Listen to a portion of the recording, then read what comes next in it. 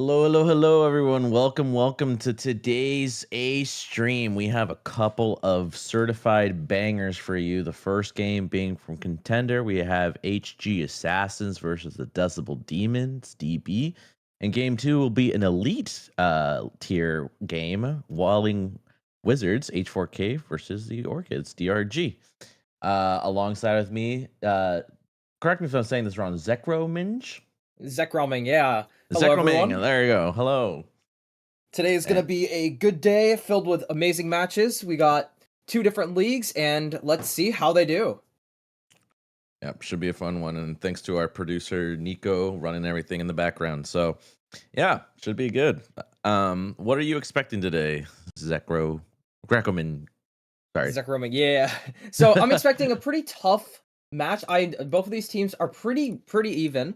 I am a little nervous for the Contender games because the first couple of games I've casted have been Premier, so it's gonna be a really big contrast seeing Premier compared to Contender. And for Elite, it's pretty close to Premier, so I feel like the both teams are gonna be very good, and it's gonna be a tough game. Yeah, no, I agree with you. I mean, I think the thing we need to take into consideration here is that anything below elite, I would say considered is the heart and soul of CSC. Obviously, I think Right on. Premier and elite are very much, I would say, very competitive. You know, everyone there is really good. And then you get to like the I think what CSC is really all about below that is just, it's competitive, casual play, 5v5 team environment CS for the casual player. And so there's a lot that could happen, right? Every team, I think, takes it differently. It has a different approach to how they want to do things. Some teams, I would say, are a little bit more focused and driven, and other teams are just there to have fun. And I think that's wonderful. I think that's what adds to the value, I think, of this league. Yeah, and I think I haven't been in Contender. Was there last season. It was a lot of fun, a lot of competition. We unfortunately did not take the chip home, even though we made it to the finals. It was a sad day. Hmm, But yeah, it should be a good one. for sure. And just checking in. Are we almost there? Let's see. Almost sweet. All right. Yeah, Contender is probably one of my favorite ranks to watch because you see a lot of different variety of players, and you also see a lot of different play styles. And especially people like are new to the game, they maybe join in Contender, maybe are like a little new to the competitive format. And you also have the people who basically played a bunch and are used to knowing how to play competitive. And it's really fun watching basically all these players fill different roles. All right, and Alrighty. we are in. And we are here on my very, very sarcastically said favorite map, Inferno. We all love Inferno, and it's gonna be a great match. Des- oh, tech pause. Yes, everyone loves the tech pause. It's gonna be Sorry to our interesting seeing what each team does. Both teams starting off on pistol round. It's definitely the most important round, especially for Inferno being a very close map.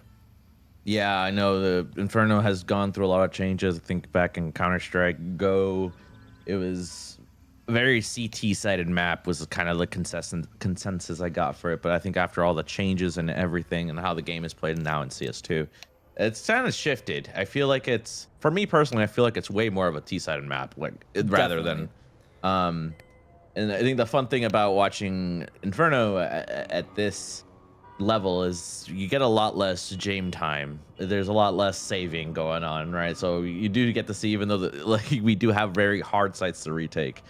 Um, Hmm. some contender players are willing to put in a little bit of a extra effort to try to get that, and you get to see some cool plays. For But sure. yeah, It's always amazing seeing these players get some of the best clips we've ever seen in the server, basically getting 1v4s, 1v5s, especially on rounds they probably should have saved, especially for Premier players. They probably would have just played it safe, saving eco. yeah, yeah. But I don't know. Looks like we're getting started here. Let's see who we have on the rosters. DB looking to be on the CT side, and Assassins starting off on the T side. Seems like a lot of people are headed towards B Banana. The nades go off. Madman backing up. The push is going heavy. Madman trying to defend. The smokes go across. Radica gets 3, then goes down. Quartz trying to avenge his fallen allies. Marco gets the kill and ends the... Oh, no, that was Madman who got it. And the Decibel Demons win the first round. Yeah, what a wonderful round from Radica there. Getting 3 kills right off the rip, stopping the rush. And then Madman to finish up and clean up after that. Really well played. You know, I think that's kind of the gamble that you take on pistol sight, trying to just get the bomb down, and unfortunately couldn't do that. Really good hold by the Decibel Demons. Definitely. Seems like the CTs are going for a full buy, of course. And oh my goodness, look at that grenade damage done to the T's. Seems like T's are full saving. Didn't get the plant down, so it does make sense. But Madman goes down. The Bison unable to find a pit. Marco playing back on site. The T's are flooding in. The T's start going down. Bomb is trying to be planted. Bomb is down. Marco does get one. And it's over for the T's. The CTs have cleaned them up.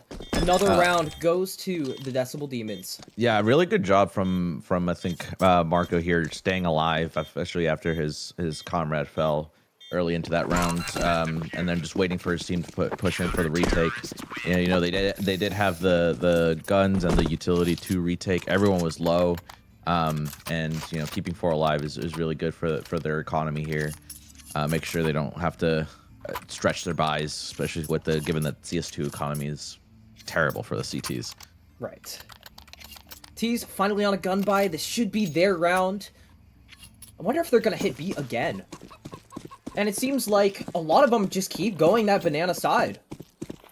Yeah, you know, I think one of the more important... This is like the most important area. Oh! Ooh, the grenade. Good, lovely.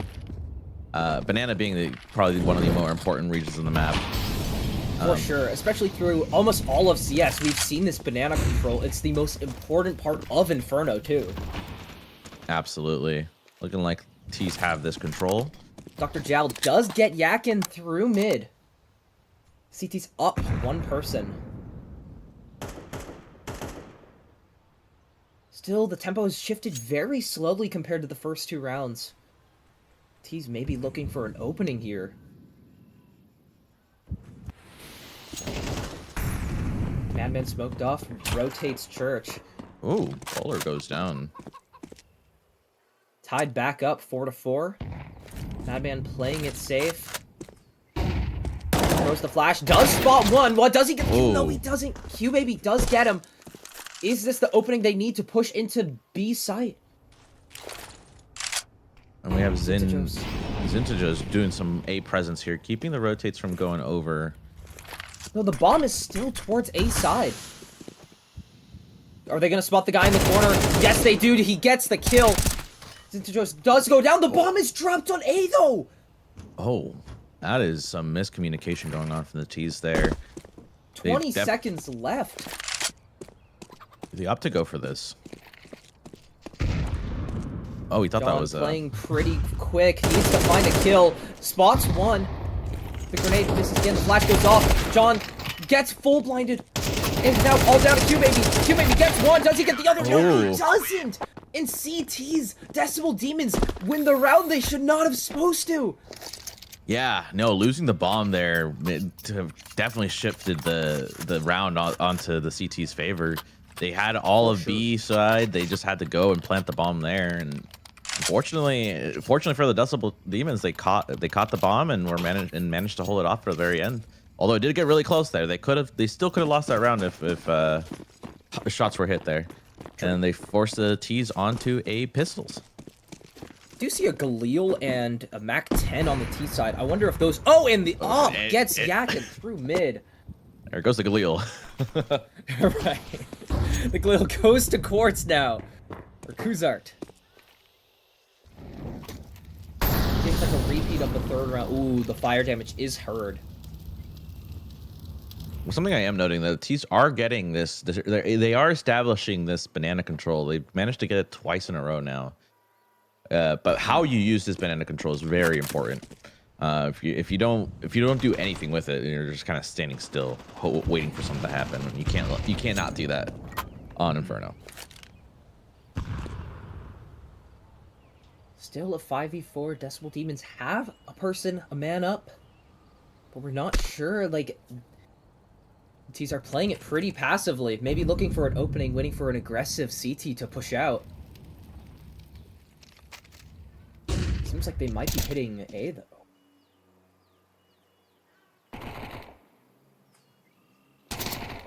Baby tries to find Marco. No shots are hit. Yeah, it feels like she's just looking for people to overextend, but the Decibel Demons are very much respecting this, playing their time, playing it safe. Radica goes down, almost gets Quasar. And Quasar with a nice Deagle head tap. Wow. Dude. Great entries from Quasar and Baby. Alarms are blaring. All the CTs are now rotated over. They do have the guns, but they did lose that op. And the op finds one. Madman goes down. 3v2. The CTs had this in the first part. And it seems like they are going for a save. It is Jame time. Yeah, just similar to last round. Now, except it's the Assassins to capitalize on the mistakes here. They did have this round, the Decibel Demons, and unfortunately, they just lost the picks and lost the fights. A great one digs here and there, so you give credit where credit's due. Oh, aim is goes down. Oh, unfortunate. They do get the op though. Alrighty. Well, that is the important. That's $5,000 to the pockets saved for the Assassins. And kind of like I was talking about, see how the money's do. Yep, there are a couple M4s. You're gonna have MP9s, to yeah. They'll scrap up something real here, make it somewhat competitive. Seems like a pretty even buy. T's still playing towards Banana. They love sending their people there. And they still keep getting up. The Molotov does get thrown at the top where Truck is, but it seems like they keep getting that presence. Yeah, it just seems like it's good to go. Does get... He also gets one. Marco finds one. Oh, the running gun. Some people call that running gun. I call it tactical pre-fire. True. Bomb is planting. Both CTs are rotating through mid. It is a 2v3. Pretty close compared to the last round. Yakin is watching the flank though. Has a Molotov. But does he know? Seems like Dr. Gel is going through CT. Maybe playing for exits here. Trying to get rid of that op into the rotation. Yeah, I think this is something where you have to debate with your team whether or not you want to go for these exits. While I do agree that padding your stats looks nice at the end of the day, if you do end up losing some of these rifles, especially when you lose 3 and don't have a buy going into the next. Puller does find one. Yeah, but can get traded out and does get killed. Yeah. The trades do favor. Yeah. Again, and now they might opt for the save here. Make sure to bolster their economy a little bit. Play around that hero rifle. Maybe a couple MP9s here and there. Right, and it's tough, especially in the CS2 economy. We see it's really hard to basically keep building money. Sometimes you win the first 3 rounds, and then it's kind of crumbling under your feet. Oh, absolutely. I think that if you fail as a CT to string rounds together, even if you're winning if you don't string them along, then you're going to suffer economically. And I think it keeps the CTs on their toes. For sure. Seems like John and Q-Baby are working up Banana. Madman with a P250. Does he notice I'm on top of the Marco also is watching the angle. John gets him. That's the B site. Oh, but the Deagle gets 2! One D. Marco, clean shooting skills. Though they did not find the bomb, they might just rotate back A. This is Porter's in a really lurky position here. Can catch these guys off. Oh, Down he gets goes picked to the up. AWP. They do have A site now. Marco with that AK and Radical with an MP9 finds the planter. It is now a 2v2. It's not looking good for the T's. They had sight, but they weren't watching apartments. Oh, And got a down little goes greedy Radical. there. Marco got two with a deagle. Will he be able to finish them off with the AK? Seems to be playing it really slowly. Spots one, but doesn't get it in time. The Assassins get their third round, tying it back up. All right, we're going into a rifle round now, so we can see how the CTs opt to play this. I do think an area content they need to fight for banana a little bit more aggressively. I think they're giving it up very frequently. I think, in my personal opinion, they could give it up at the beginning, but then play banana retake. Because giving that much control to the T's gives the T's so many options. Oh, we got to pick A. We can rotate. We can play and push and pull. Because that's the whole point of Inferno, is the push and pull aspect of the map. We do see a lot of util being thrown by the CT side. Seems like they're not able to push all the way up, but doesn't seem like it's stopping them. I like this change of pace from the CTs. The flash and Molotov goes off, but they are able to find one. The Molotov doing a lot of damage to Marco. 7 HP, but he does go down. The Mag 7 finds one. Dr. Zhao. 4. Nice shots from Polar. The Assassins, 2 members against the 4 on Decibel Demons. It's not looking good for them. It seems like the CTs have stepped up their game. Yeah, no, they're capitalizing on these mistakes. Really good play. That I like the setup with the Swag 7 and rifle. They were not expecting the Swag 7 to just swing out and get a couple there. Especially because the Mag 7 is honestly such an incredible gun to see. Sometimes you just see the most insane kills with it. Zintigos does get one, finds the other, tying it right back up. 2 members on each team.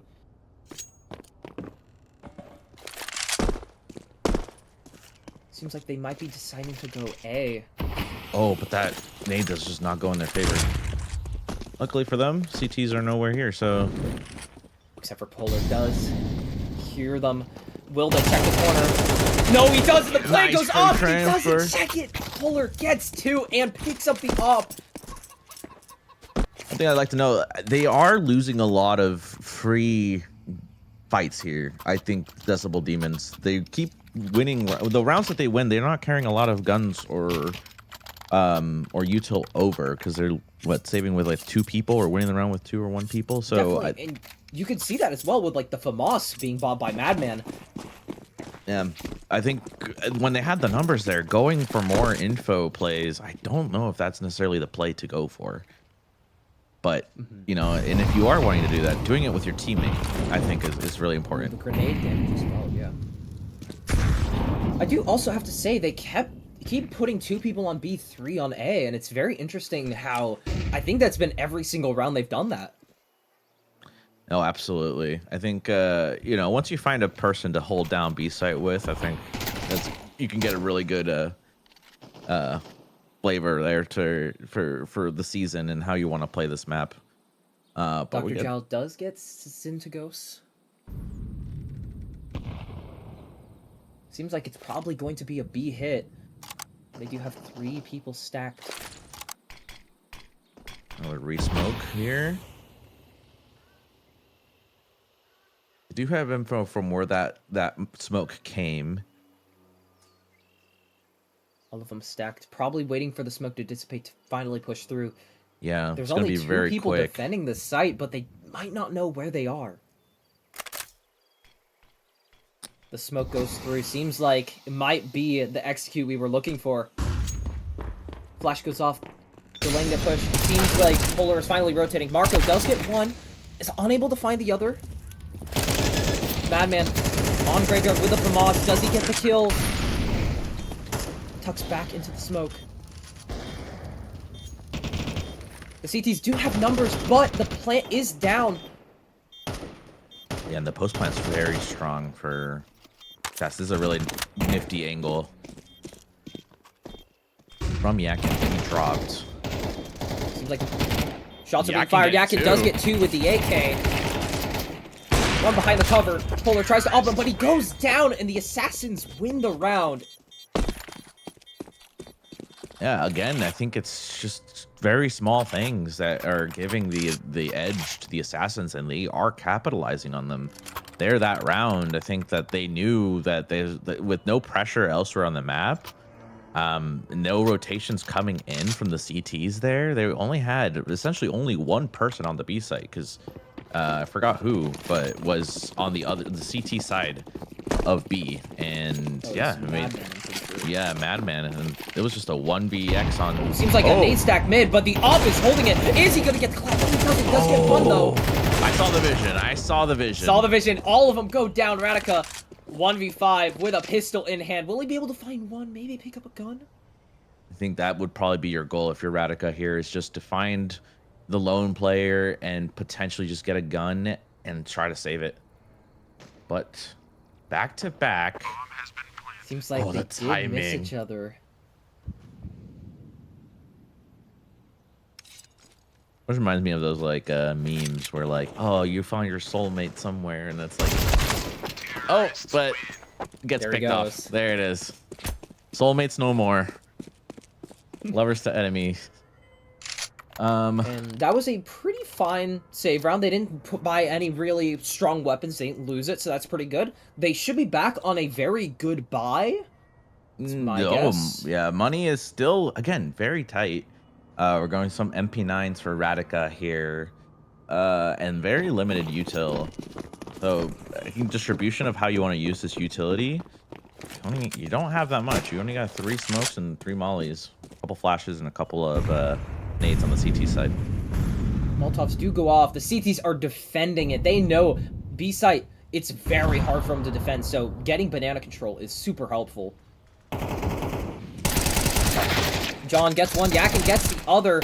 Marco does find one and almost finds the other. It is now just a 1v3. No, 1v4 even. Polar left alive. The bomb seems to be going to plant on B. He does hear the flash balcony, though. He might be able to find one. I think they know he's on A and they're hunting at this point, which is very smart on this. You know that but the timing. And he gets backstabbed. Assassins taking really another well round. played. Really well played by the Assassins. For sure. Yeah, they're winning their duels. They're just swinging confidently and together. You know, Banana gets traded. You know, they're swinging one after the other to make sure that, you know, their fallen comrades don't go untraded. Yeah, and I think it's just coordinated team play from the Assassins going really well. Again, I do think that the lack of economic structure from the CTs is being very detrimental. They don't have the util to retake or hold off these very aggressive pushes that we're seeing from Mage. But Dr. Zhao does get 2 with the Swag 7. Does go down to the op, though. That's what I call AK greed there. You get yours, but you're trying to upgrade your gun. With the 5.7 as well. All right. They managed to make this a 2v2. They have info on when they're potentially going. And they do probably have the read as well, unless... Oh, was that a fake smoke? That was smart by the Assassins. I love that play. That is... Oh, the Decibel Demons are completely lost. They don't know what's going on. Gotta say that eco was pretty strong too, still tied 2-2. The AK on Polar's equipment is pretty solid though. I think I would if I were them, I would opt for the save here. You know, you're struggling to carry guns over to the next round. You don't have a lot of money going in. And I think the one benefit of this is that fake puts them across the map, making this save a little bit more manageable. For sure. And especially the AKs, they're super valuable on CT because they are genuinely the best rifle. So being able to bring that into the final round, especially with some other rifles, maybe buying an op even, is super helpful. And even a 5.7 would not be bad. I agree. They do need to figure out their control of certain areas of the map. Again, I think with this round being vital, if they manage to get another round here, Decibel Demons can make this very, very competitive going into the next round. Next half, I should say. They still have a lot of money. They probably didn't even need to save this, but the AKs are definitely worth. It's not based on the money. It's based on the type of gun. And especially because we keep seeing the util being dropped on... Ooh, the op goes through. Polar does get down. Doing a bit of damage to Zard. Again, I do love the aggressive play there, but I don't think there was like any support util from the team to make that pick a little bit more manageable. But QBaby does go down. Marco and Dr. Zhao holding down Banana. You shall not pass, and they choose to retreat onto site. 3v4 left. T's are down a player, but we have seen them come back from harder scenarios. Radica is in such a good spot. Spots one. Does he see where the other one is? Yes, he does, and gets the 2. A 5-7 half. Assassins are in the lead. Yeah, I do think that the way they played this was absolutely how they have needed to play it for the earlier rounds. They were aggressive B. They got the banana control really easily. They got theirs and they fell back.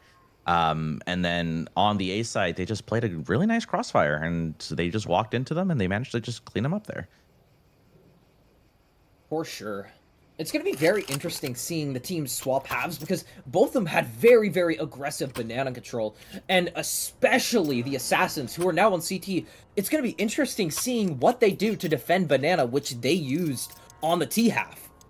Exactly. I do think that an aggressive team tends to be aggressive on both sides on this map. So I'm expecting a lot of nades. It's going to be very difficult for the T's, I think, to take banana control.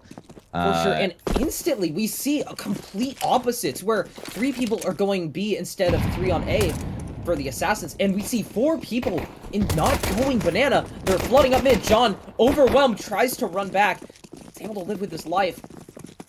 Oh, we call this around the world. CT spawn. Seems like they're caught off guard. Kuzar goes down. Zitgo's able to find one. Tries to run back, reloads his pistol, gets another. Does he get another? No, he doesn't. Able to find the 2. It's now a 2v3. QBaby hidden on site. This might be the opportunity to get the round for his team. But he is spotted. Is he gonna get the kill on the plant? Oh. It's now a 1v1.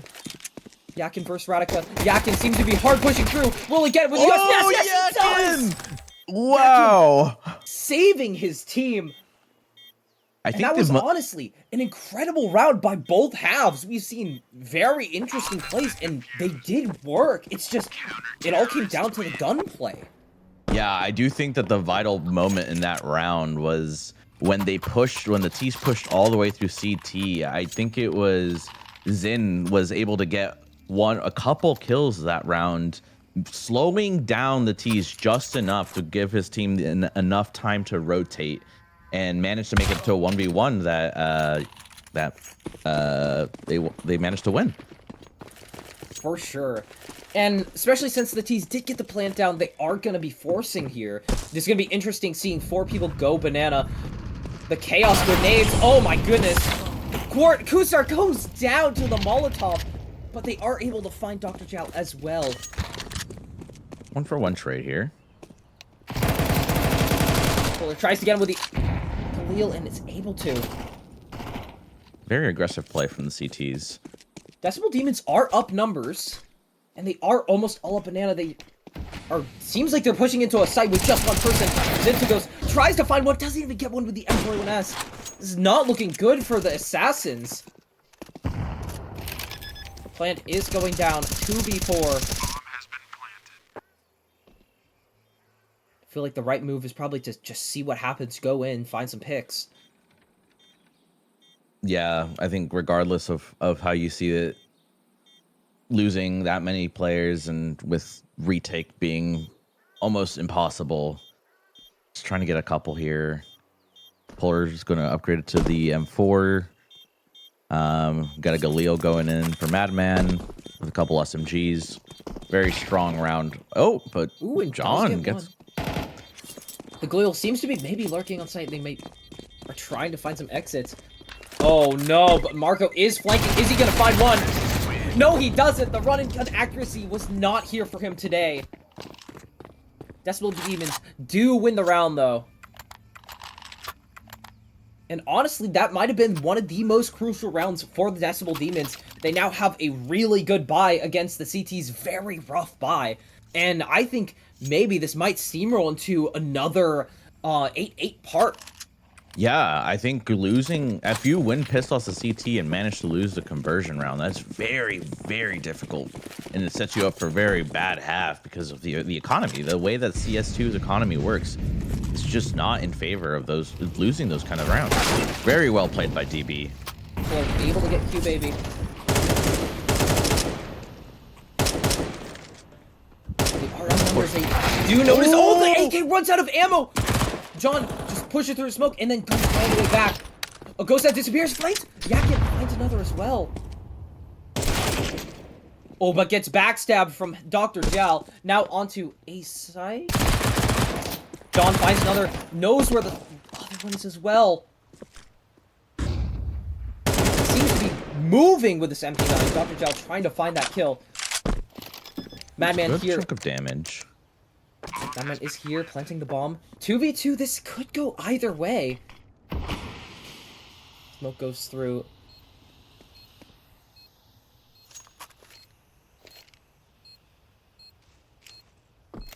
Seems like a lineup.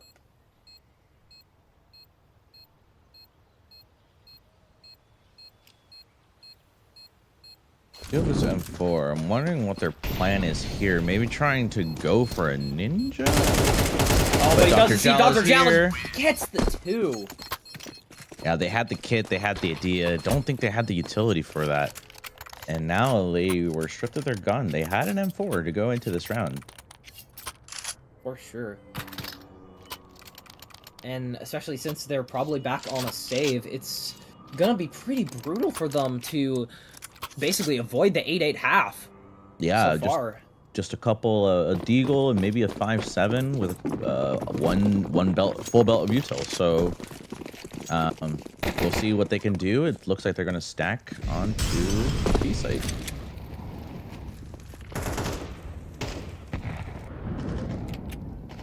The Astralis tech on B.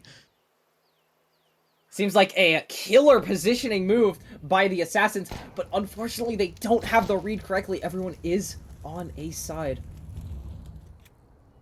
Yakin solo holding by himself. And he goes down. This has to be the alarm bells ringing for the Assassins. They need to rotate to A. Yeah, I think here you're going to be trying to play for exits. Maybe grab a gun or two if you can.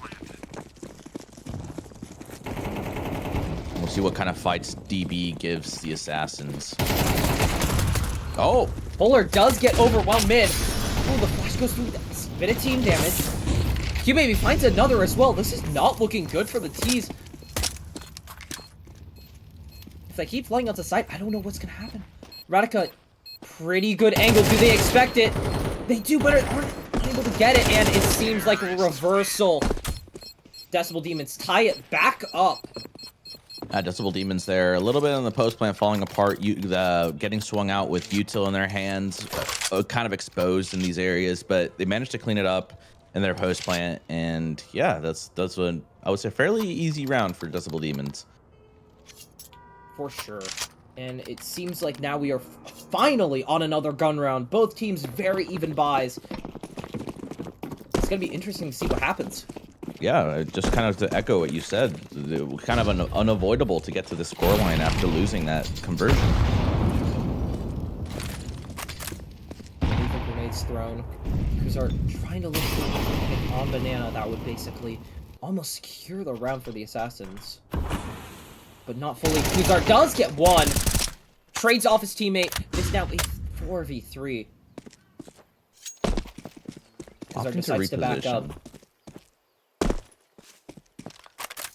I do have to say, Kuzar is playing very well around Banana. He's playing around his teammate. He's playing around the util, making sure he doesn't get exploded by the grenades. We did see that Molotov play earlier, but he is doing pretty well.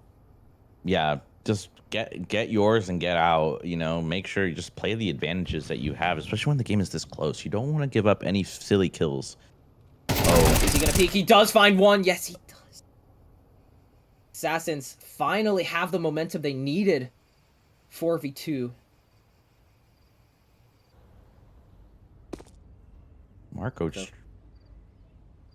checking every single corner. could say he's playing Marco Polo. True. Seems like they are going to be executing A. A little bit of Flash miscommunication there.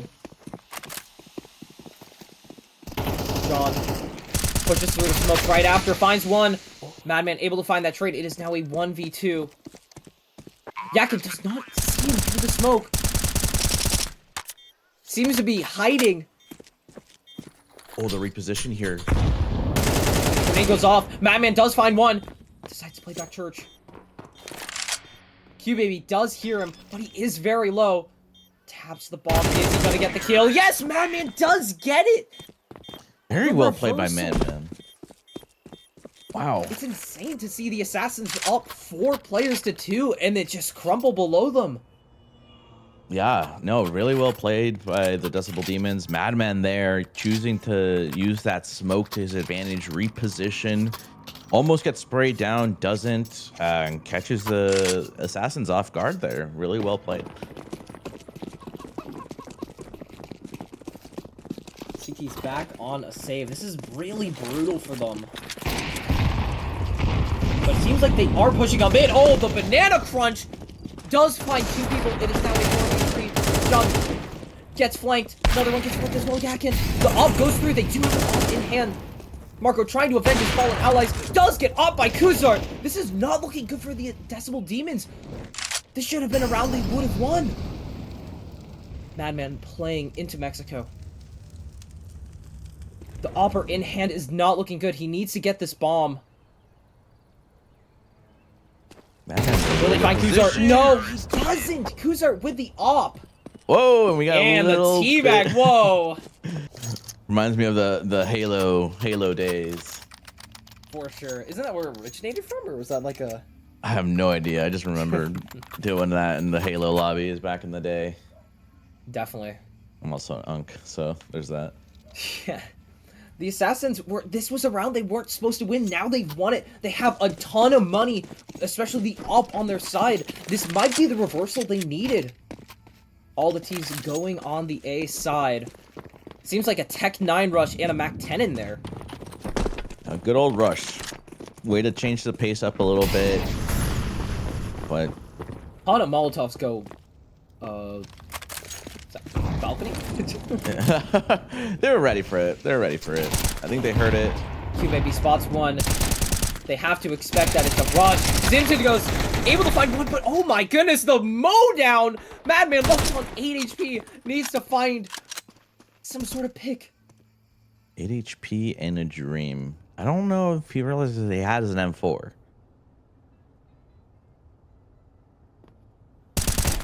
Oh, he gets spotted. Q-Baby knows exactly where it is, and he does get it. The Assassins take it 10-9, taking the lead once again. Yeah, and that just goes to show the power of the T Molly. The CTs managed to pick a T Molly from the previous half, and when they heard the run coming in through apps, just dropping that slows them down enough to kind of flip the round on its head. And the rush isn't a rush anymore, and they were able to clean that up fairly cleanly, definitely. In my opinion. Yeah. T's back on a pretty good buy. We see 1 Mac 10, but 4 AKs is very solid.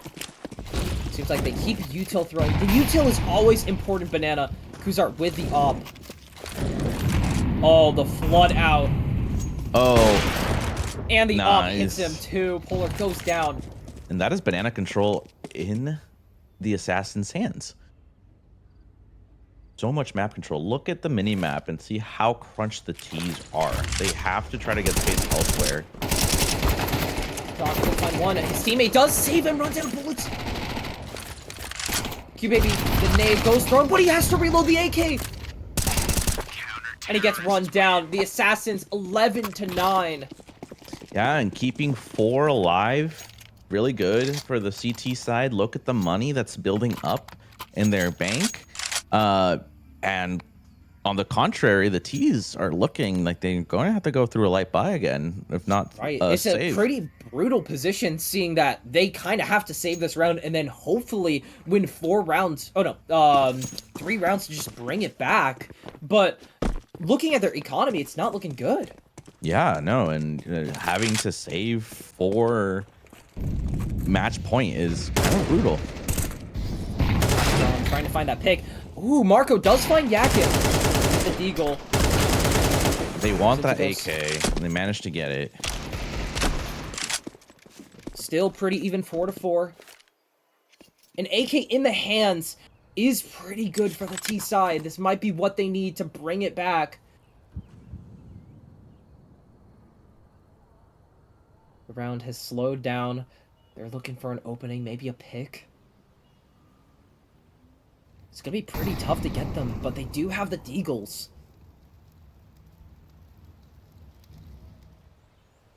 John playing passive, playing off his teammates' crossfire. Q-Baby and John, the best combo we've seen. But it seems like Q-Baby's walking off. Seems like they're regripping for an A hit. John does hear him. Q-Baby comes back. Q-Baby able to find one with the M4. And gets the other with his last bullet in his mag. This is not looking good for the T's. John decides to cycle through the smoke. Good amount of damage. Oh, grenade. Puller. Spots him, gets him with his last bullet as well. It's not looking good. He's gonna get pincered here. We're doing a lot of damage this round. Goes down. But it should be okay for the CTs. This was a save round, so doing that much damage is pretty solid, especially if they want to win those 3 rounds in a row. But looking back, we've seen the Decibel Demons win 4 rounds in a row, and immediately getting that reversed on them, having the Assassins win 4 rounds in a row. Yeah, and kind of to allude to what we were saying earlier, we need, as the CTs, you need to have a string of rounds connected, and Assassins are able to do that. And look at the money. They've been able to lose a couple rounds and still, or lose players and still manage to buy, unlike the Decibel Demons on their CT half. Oh, John gets overwhelmed. He's able to get one, though, 4v4. Very aggressive pushes up, but doesn't Yakin. expect the lurk. Not looking good for the CTs. They're all scattered across the map. Seems like they are expecting the A hit, though. The CTs are backing up. Maybe they are going to re-hit Banana. Yeah, I think they read that they maybe have pulled the rotates over. Slowing Seems down, like playing for info. Zintigos and Kuzart rotating over.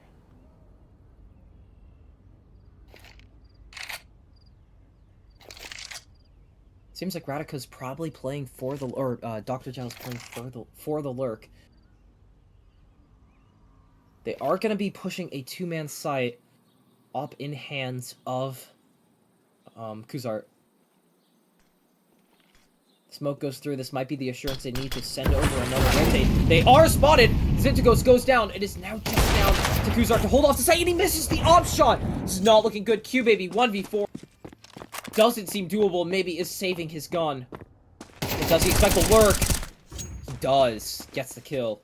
They know where he's at now. I'm wondering if the Decibel Demons opt to hunt. Their money is not good, so if they do lose more players, this could not end. This possibly will not end well for them. So we'll see what they do. For sure. And Q-Baby needs to save that AK. AKs are amazing for the CT half, and this might be what they actually need. Even though they have the economy, it's just super helpful. Yeah, given that Qzart probably wants to buy an op, limits the amount of guns that can be dropped for the CTs, but they will have a buy going into the next round. Definitely. Seems like they're hunting for him. Don't realize that he's all the way on balcony. And the round goes to Decibel Demons. 2 more rounds to bring it to overtime. A really good game though thus far. I just really love how some of the rounds can just flip on their heads really quickly and really well played by some of these players. Yeah, so we do have that. Yeah, Qzart got going for the op and dropping one for his fellow teammates. Yeah, this is going to be very important for Decibels to win. Obviously, it is match point. But if they can win this, they can take this to overtime, given that the CC will probably not have enough money. Right. Util being thrown. Right up. to have pushed up a good amount, maybe trying to find a pick. The smoke goes through. Double.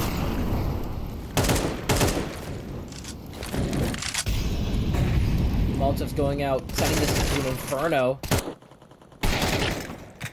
Marco Gets getting Yakin.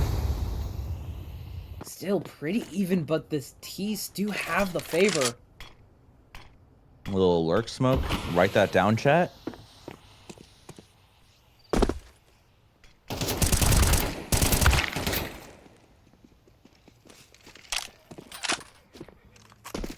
Yeah, and the CTs need to save. They know that their economy is pretty low, but we have Dr. Zhao posted up in banana. So if they push too far, it could be detrimental to their next round. No, it's just looking like they're going to stay on site. Definitely. And the save is always incredibly important, especially because you don't want to go into the final round with, like, barely any guns, risking maybe saving one game. Exactly. No, I think that, you know, obviously they know that this is DB's chance to take it to OT. You know, two rifles can make all the difference. Yakin probably could also buy next round, but looking like maybe we got one MP9 and some util going into the next round. Decibel Demons need one more round just to bring it into overtime. The economy on the CT half isn't too bad. They do have enough weapons and money to support a good amount of them. But we are seeing the FAMAS and MP9 appear. Yeah, you know, luckily for the assassins, you don't need to buy head armor. You know, everyone has an AK or an op, so that head armor is kind of useless. You know, use it to upgrade to a gun or more util.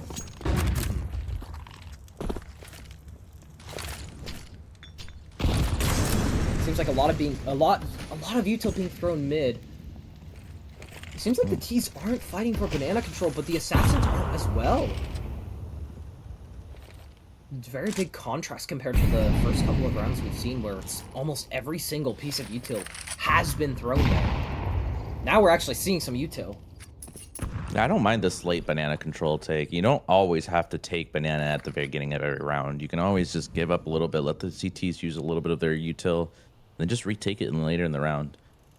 You know, you have is ticking down though. No players have died.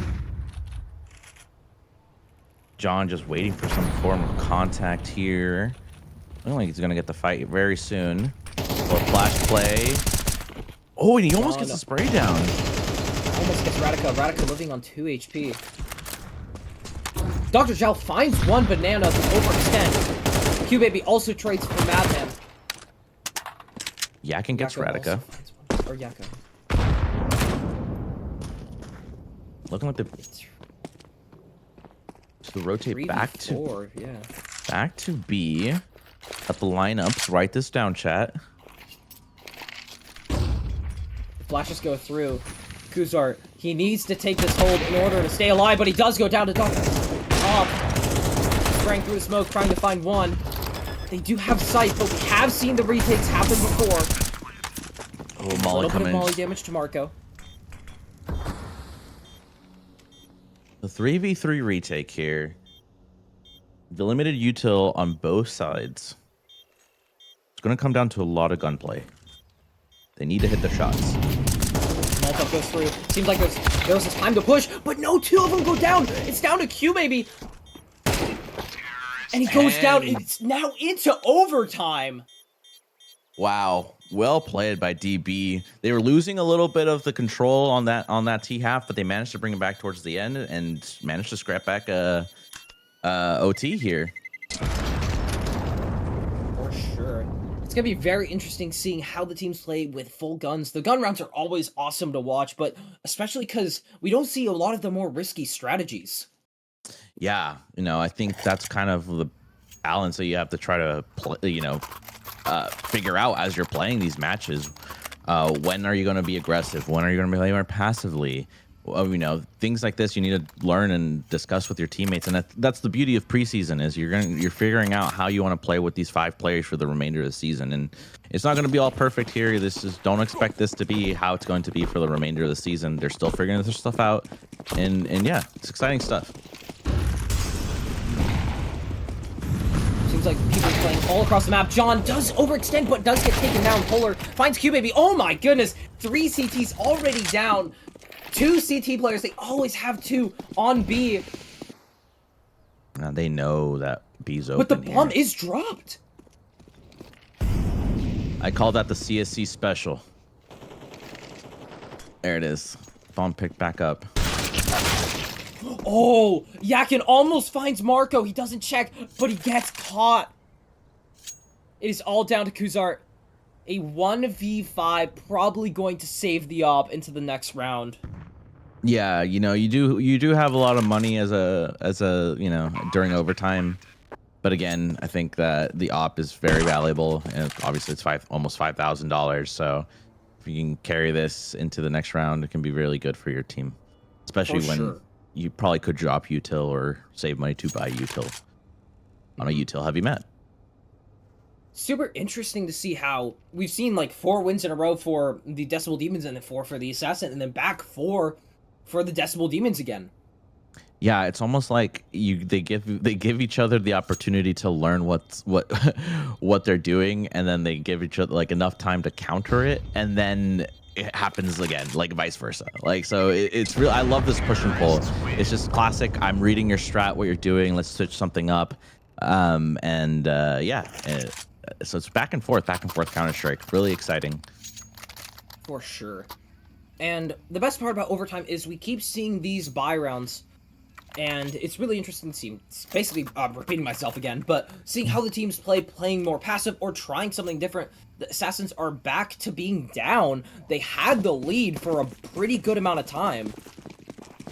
Yeah, I think they just tried some aggression on both sides of the map, and it did not work out for them. A lot of banana aggressiveness. Kuzart with the op. It's nice to reposition. Marco over here just poking and prodding around around apartments, seeing what they can find. Radica looking for a pick mid. The double cross does spot one. Is he able to get the kill? No, he doesn't. Yakin does get him. Having 1 number is pretty solid for the Assassins. Still, the game is being played very passively. Yeah, I think this is a good change of pace. Sometimes you just need to slow it down, think about what you're doing. Again, I think that Inferno is a very push and pull map. You can't always just run it down to whatever site you want to, especially when you're in a coordinated situation like you are with a team here. Mm-hmm. Expected to be on that corner, trying to avenge his fallen ally. 3 people are going B. Seems like they are holding sight. Zintigos does get one, finds another as well. Kuzart with the op takes him down before Zintigos gets killed. Marco, 1v5. Is looking for a pick. Spots the op, gets tagged by it, low HP. Does he expect to be flanked? Oh my goodness, the flash is in a flawless round by the Assassins, ending their round losing streak. Zintigos there with a very important vital round for the Assassins, managing to hold down the B side as they're getting flooded in, and Kuzart over there is helping him out with that op pick. So yeah, I think that was really well played by the Assassins. Again, the change of pace I think worked for the DB, but then they just couldn't execute onto the B side properly. Definitely. Mid-heavy aggression. They know that John loves pushing mid, so throwing that nade is a pretty smart move. Oh, and Radica just sneaks out immediately, finds another one as well. Alarm bells ringing, 2 people down A. They should rotate. The team's also rotating over. QBaby defending on A alone. Oh, the nades go through. He's at 8 HP. It's not looking good. Maybe he doesn't get Maybe they don't expect Is him he able here. to find one? No, he doesn't! Unable to find the timing. I was about to say, I felt like because they threw 2 nades, that they assumed it was clear. Kuzar does get a good job. Finds another one as well. Very nice picks for Kuzar, making this a much more achievable retake. Zintigo spots him, but doesn't get the kill. Plur gets him through smoke. And down he goes. Decibel Demons getting 14 to 13.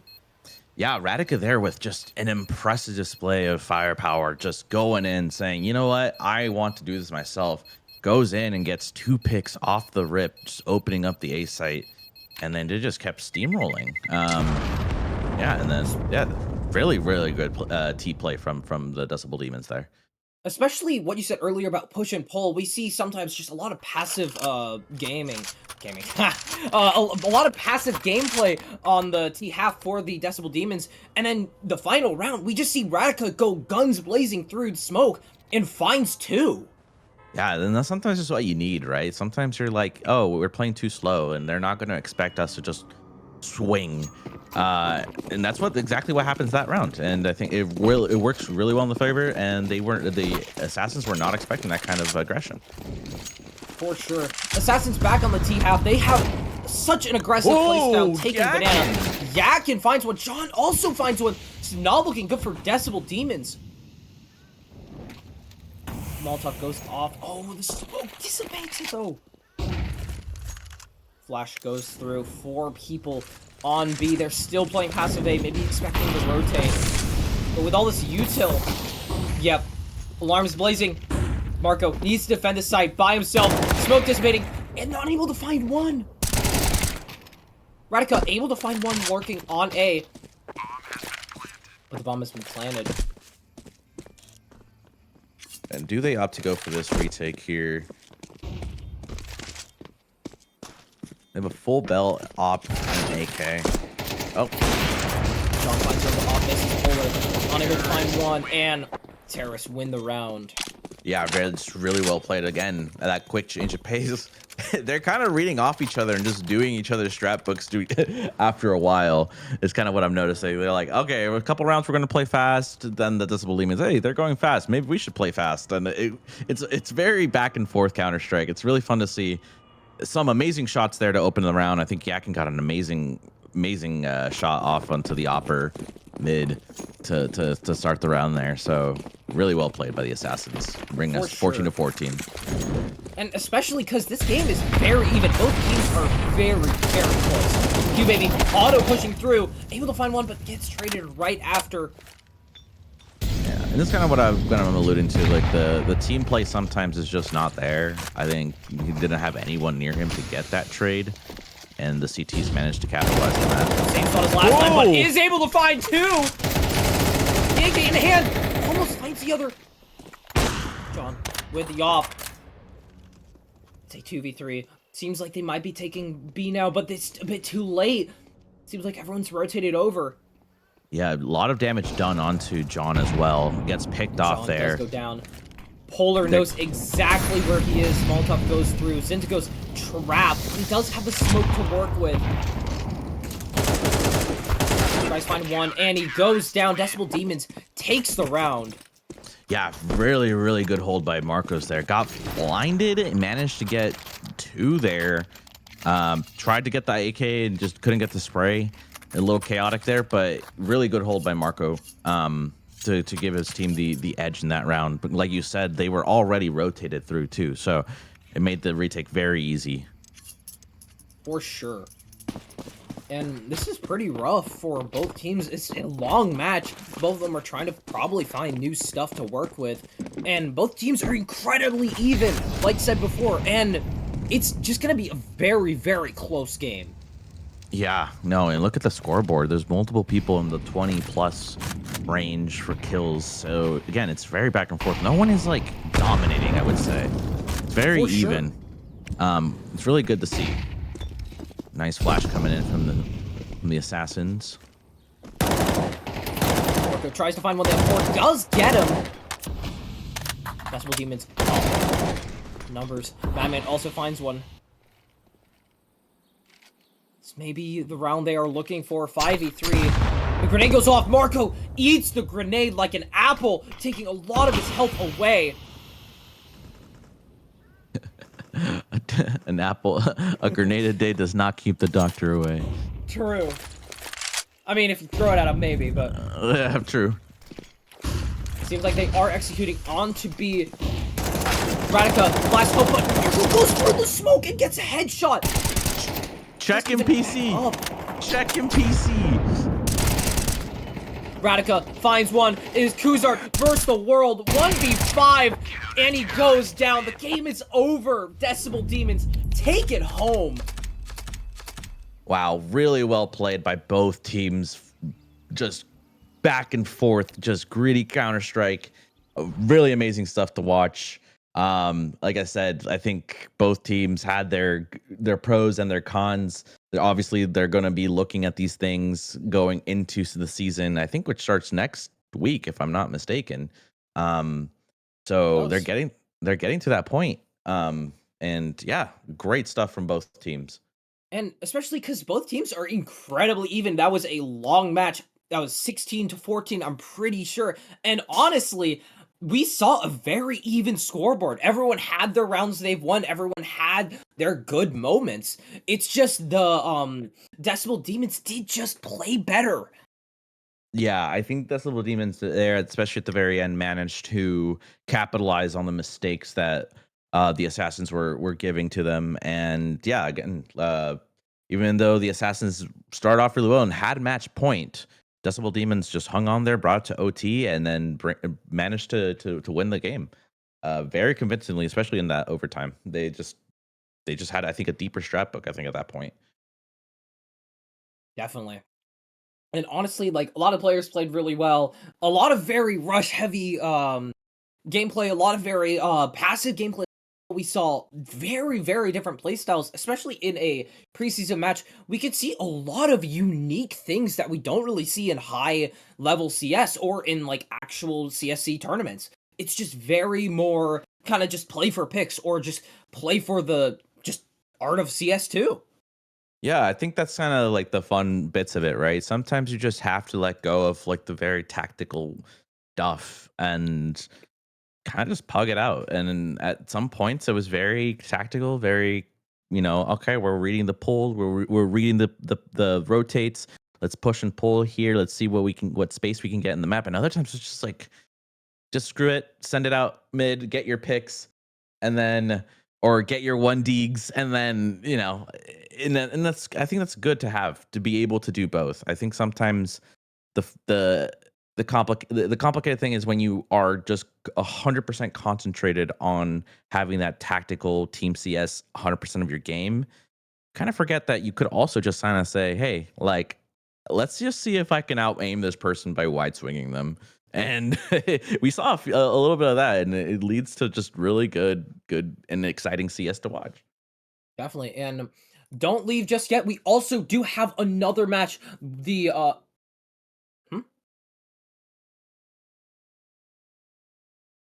We're jumping right into it. It is an elite match against the Walling Wizards versus Oricus. I think that's how you say it. Oh my gosh, and they've already started. Wow. The T's 4-1. Oh, that's what happens when you have a long match. A long match. Alrighty, and we have DRG here on the T side. Walling Wizards starting CT. CT. Oh, off to a rough start. 1-4. All right. Seems like the CTs are on a pistol round.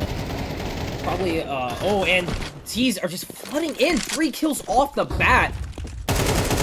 Gunplay tries to get the hit with the deagle, but misses it. It's just... JJ. I think it's JJ. I think that's the name. Hopefully I didn't get it wrong. I think it's Jeji. Jeji is... Jeji? I don't know. Okay. I think so. Sometimes you just have to take a guess until someone corrects you, right? For sure. Hopefully he can find 1 or maybe 2 picks. Maybe pick up a rifle. But this was their save round. Spots 1. Tries to hit him with a deagle. But is known. And he goes down. A flawless round by Orocus. Yeah, just really... They just knew it was a save. They hit their shots. They went in aggressively. And yeah, just ran them down, not giving Walling Wizards anything to work with, not even a gun to save. For sure. Look at the scoreboard here. Meow 9-1, being the top frag. 1,000 denials coming in second. Alrighty. And Gunplay having yet to find a kill. This will be his match, or this will be his round. I just know. This will be. I believe. Through, expects the outside secret push. Ghoster tries to find one. Is pretty low.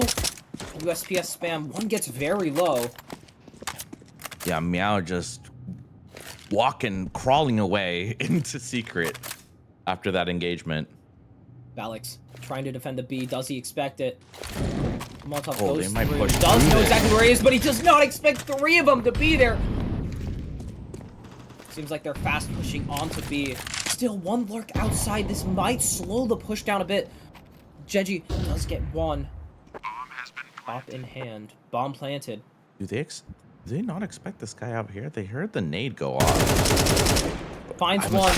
One bullet left, but he does run into the other. It is a 2v3. Well, 2v2. Op in Jeji's Oh wait, no, hand. Does he 2v3. realize that he's low? Oh. Bobbed on. Now it's Take it down. 2v2. Another one as well. Denials. And he Wow. dies. Oh my goodness. Orokus, in a pretty rough spot, manages to take it back. Yeah, just a complete change way to flip the script there from Orokus.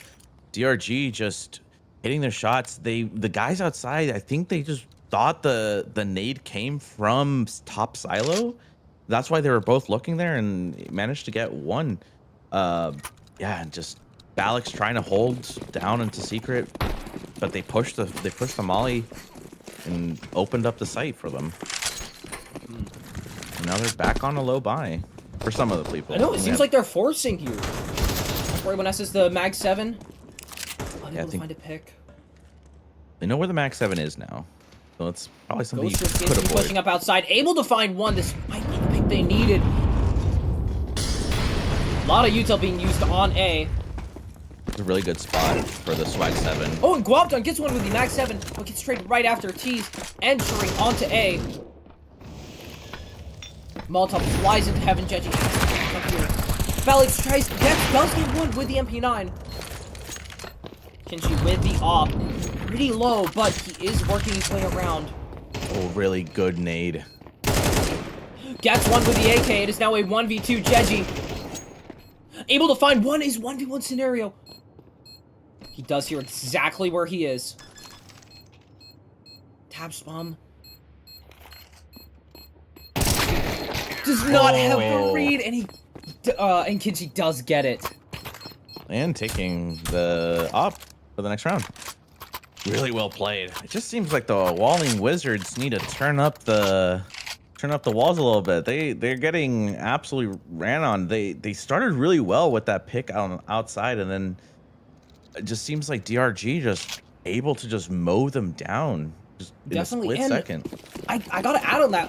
It's really interesting seeing their buy. They bought rifles and equipment last round, and now I see them back on another full buy. Maybe they had a lot of money left over. They could have just expected to win this round. We'll see what happens. I'm wondering if he knows that he saw the head of someone top silo. Maybe he didn't. It goes here, does go down. Gunplay. Oh, and CI goes down, and another one too! People die to fall damage! People, watch your step! Oh my god. Jeji, from heaven. Finds one. This is not looking good for Lucas. Gunplay finds one with his deagle. Nice. And he goes down. retake. Yeah, Walling Wizards used a different spell and was able to win this round. Maybe it was at the cost of 2 people breaking their legs, but they were able to do it. Ladies and gentlemen, that is elite gameplay for you. 2 people, I think 1 from each team, dying to fall damage. Oh, well, you love to see it. You love to see it.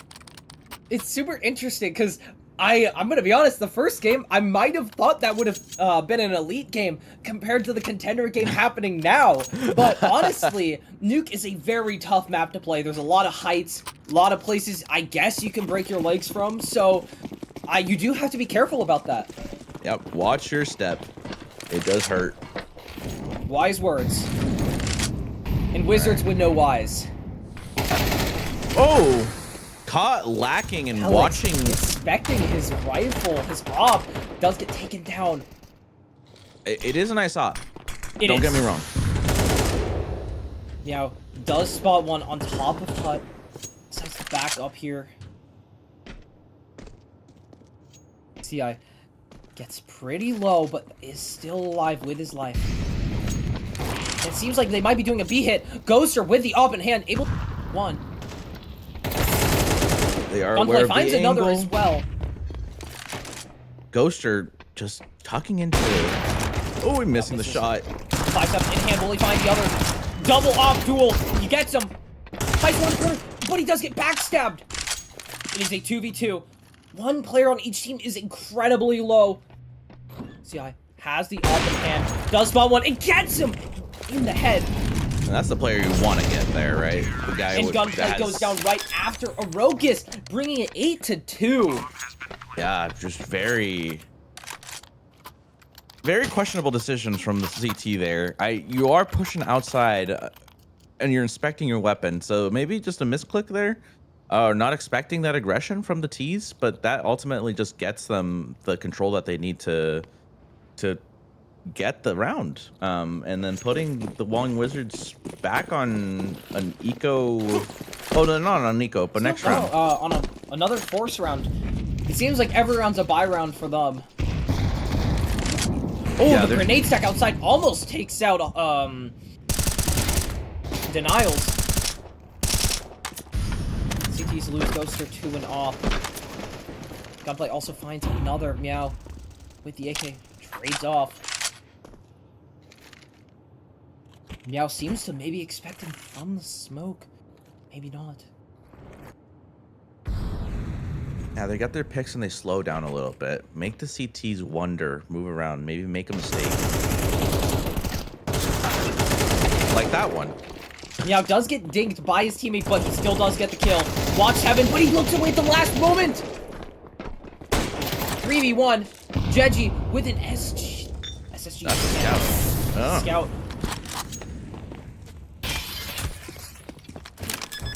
And it seems like they're rotating to B, playing maybe around the SSG.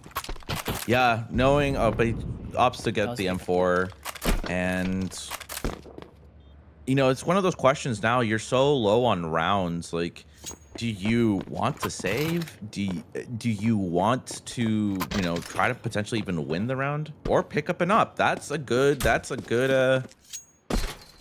decision. Yeah. Yeah, that's especially because on Nuke the op is incredibly underrated, especially because there's so many angles you can just play from and basically abuse, especially on the CT half. Which, it seems like it's going to be now 9-2. The Walling Wizards may be able to find this last round here, but it is not looking too great for them. Yeah, they do need this last round if they're wanting to make this at all competitive.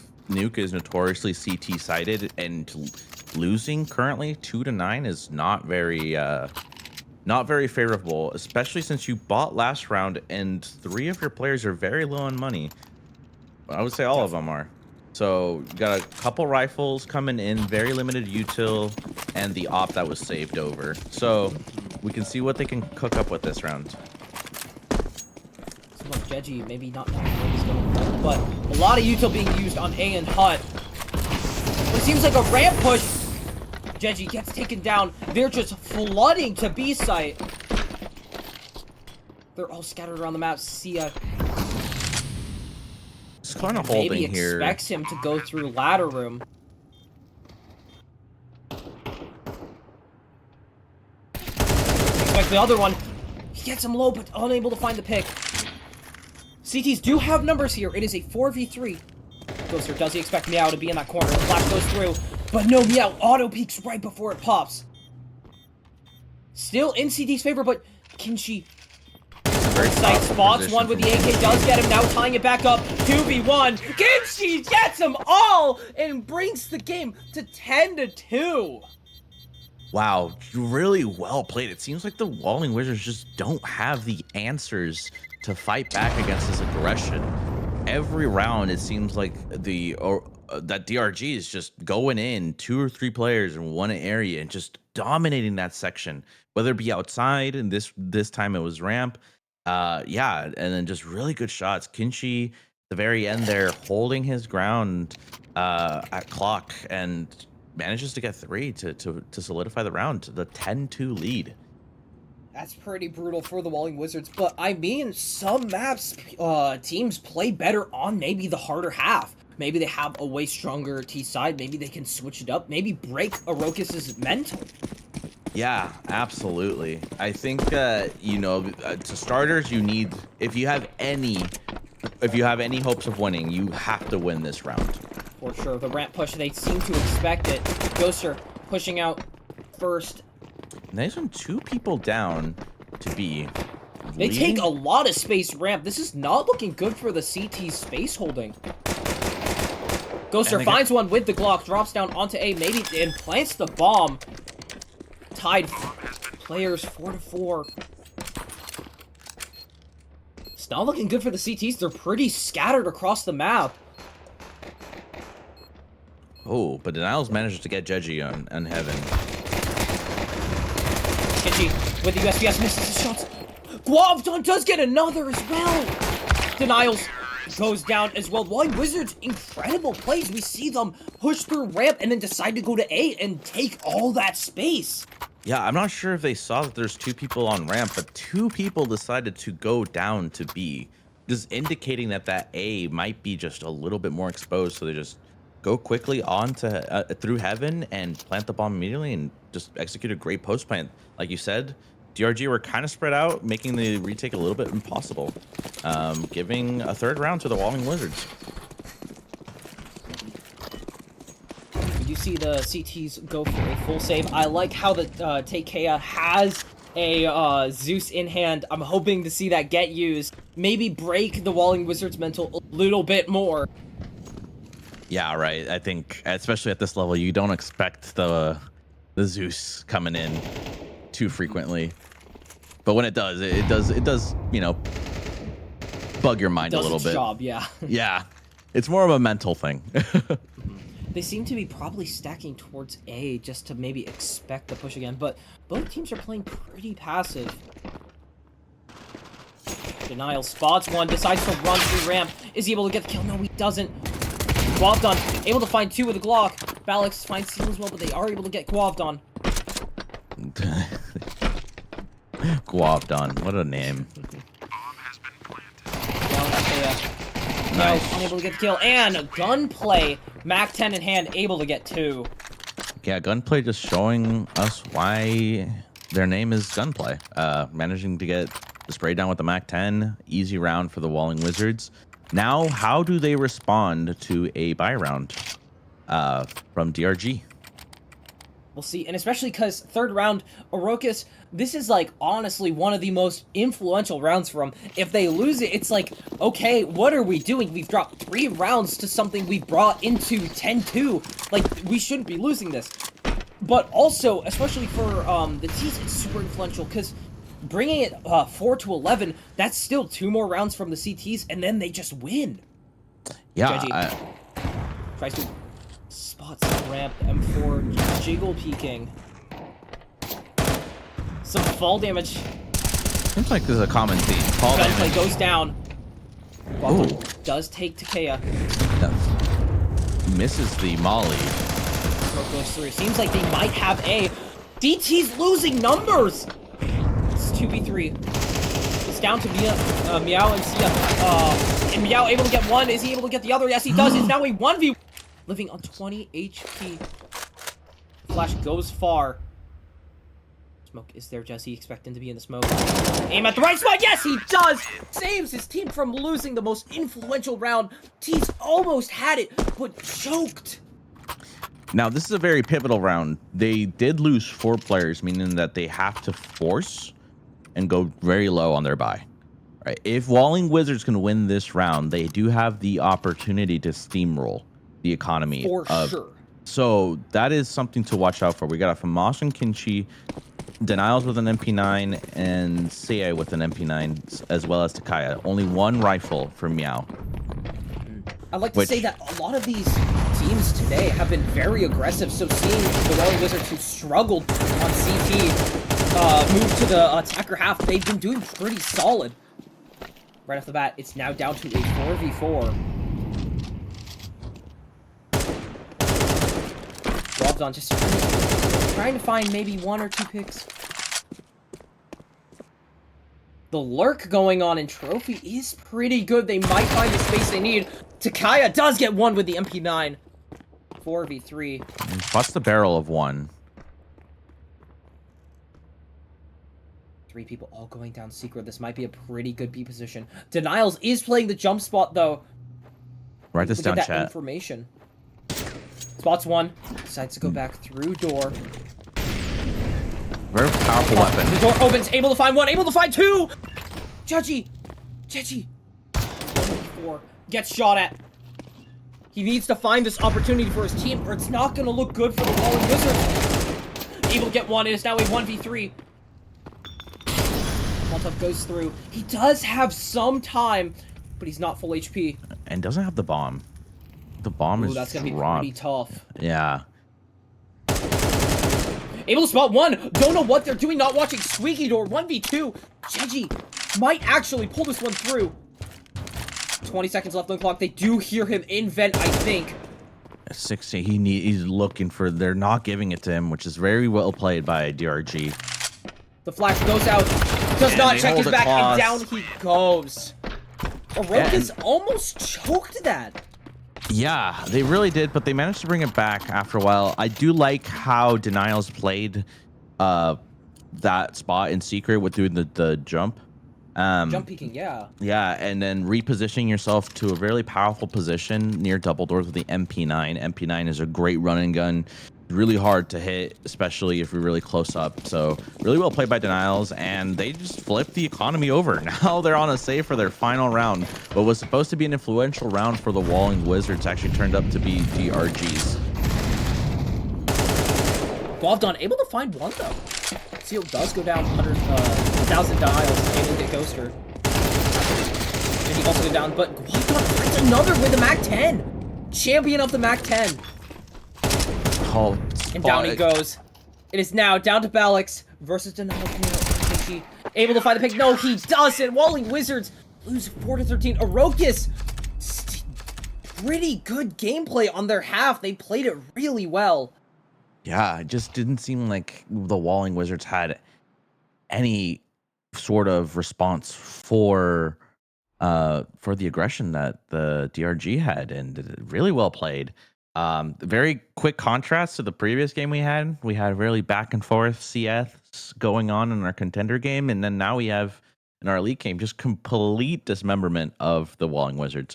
But again, it is preseason, and you are trying to figure out things like this. Or you're trying to figure out where players want to play, where people are more comfortable playing, what positions, what maps you want to play. Maybe this might be an insta ban for H4K. So yeah, yeah. And I do have to say that the T half of Walling Wizards was really good. And honestly, they didn't lose that many rounds on their T half. If we would have seen it continue, maybe they would have brought it back. But the issue is they started on a pretty rough CT half, and that could have destroyed their mental, maybe bringing it to the 13-14 half we saw. Yeah, I think that's really important to we can play the what if game, but I think what they really needed was way more CT halves to make this game way more competitive. I think that when they had the opportunity to bring it to like even a 7-5 would have been pretty good on their end, because they won the pistol, they won the conversion that would have brought them to 7-7, but they just didn't. They lost 9-3, I believe was the final scoreline for their it was 10-2. 10-2, even worse. So especially on a map like that, you want to make sure that you're not giving up rounds. You want to make sure they're playing together, and again, just have a response, and you want to create a strat book to deal with different plays, right? And they just didn't have that today. And again, they Especially, yeah. And truly, the Duke is a very hard map to not have really good comms on or strats. It's like you need to understand your teammates and need to know what they do, what to play, how to rotate around the map. A lot of like both teams struggled with a pretty quick rotation to take sites, but the Walling Wizards had a very difficult issue with that as well. And honestly, not gonna lie, the Walling Wizards, they might have been able to bring a couple more rounds back if they won that second to last round.